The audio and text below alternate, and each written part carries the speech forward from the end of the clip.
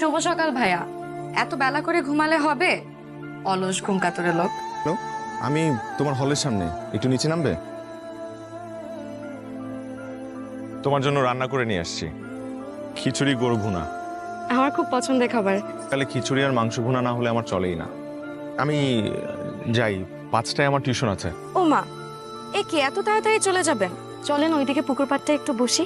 বটতলায় বসবো আরেকদিন। এত কম সময় নিয়ে আসার কি দরকার ছিল? ঠিক আছে, পর থেকে সময় নিয়ে আসবো। পশ্চিম গ্রামে আমি এখান থেকে চলে যাই না, বলছিলাম যে এতদিন যাবত এখানে থেকে পড়াশোনা করে তুমি ওখানে গিয়ে। কারণ আমার পরিবার চায় আমি তাদের কাছাকাছি থেকে চাকরিটা করি। কি করছেন? না, তোমার কথা ভাবছিলাম। অসম্ভব ভাইয়া, আমার পক্ষে সম্ভব না। আমি পারবো